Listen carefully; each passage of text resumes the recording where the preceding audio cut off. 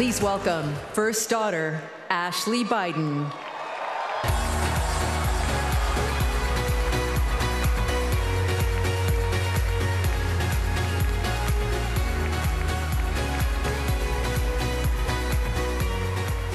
Good evening. I have this memory. It's the eve of my 8th birthday. Dad is still in D.C. tending to urgent matters in the Senate. That night, as a surprise, Mom told me, Bo, and Hunter to get in the car.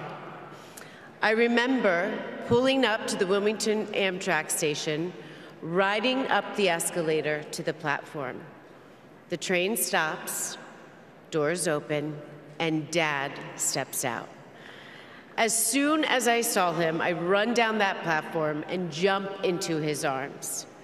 Like magic, Mom brought out a cake, they sang happy birthday, and I blew out the candles. Dad hugged me, and he said that he had to get back to work. He crossed to the southbound train, and off he went to D.C. That was a snapshot of one moment, of one day, on this extraordinary journey of being Joe Biden's daughter.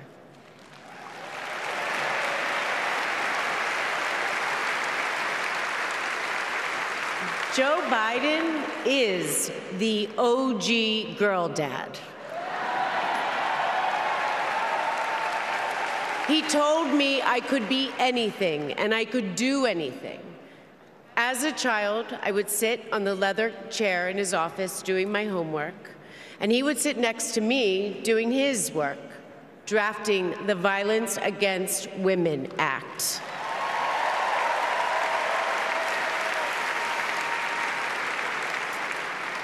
And he wasn't just a girl dad. I could see that he valued and trusted women.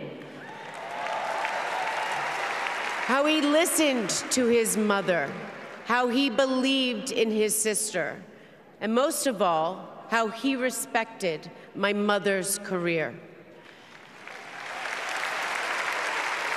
Dad was always there, doing everything he could to be a true partner to her.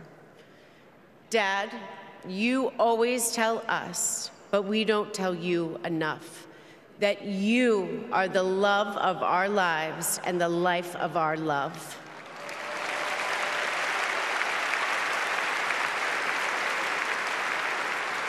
I had my wedding reception in my parents' backyard.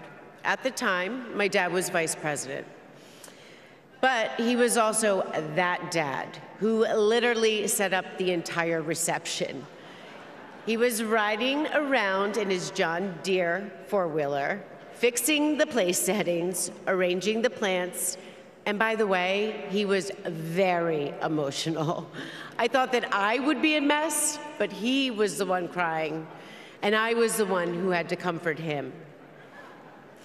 Before he walked me down the aisle, he turned to me and said that he would always be my best friend.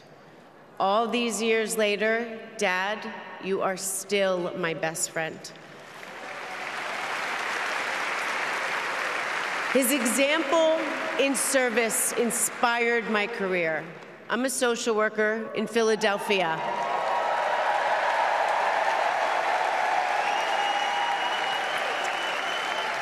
I support formerly incarcerated women as they heal from past trauma and they reclaim their lives. Dad always told me that I was no better than anybody else and nobody was better than me. He taught me that everyone deserves a fair shot and that we shouldn't leave anyone behind. That's what you learn from a fighter who has been underestimated his entire life. When I look at Dad, I see grace, strength, and humility. I see one of the most consequential leaders ever in history.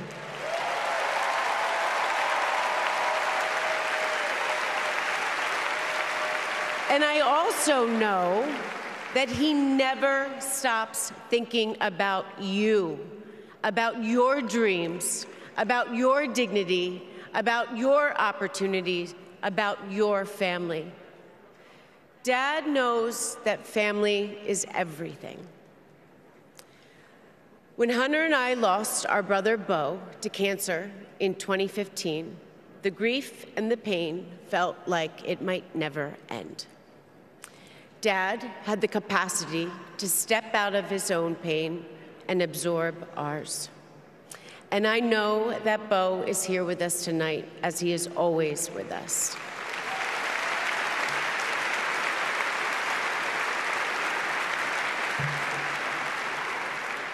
After Beau passed, I got this tattoo on my wrist. It says, "Courage, dear heart." A reminder to myself to keep going, to get back up, like my dad has always done. He has taught me that a courageous heart is a miraculous thing. A courageous heart can heal a family. A courageous heart can heal a nation, and maybe even the world. And now, this election requires the courageous hearts of all of us. In 2020, my dad selected Kamala Harris to beat Donald Trump. And he knows in 2024, she will beat Donald Trump again.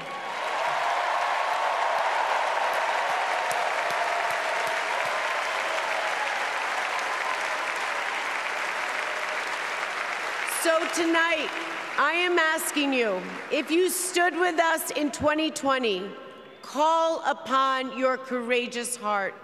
Stand with us today. Work harder than you have ever worked before in your life. This is the fight of our lifetime. Our freedom, our democracy, our reproductive rights. All of this, all of it is on the ballot. And I know together we can do this because my dad helped show us the way. And now, I would like to introduce my father, your 46th President of the United States, Joe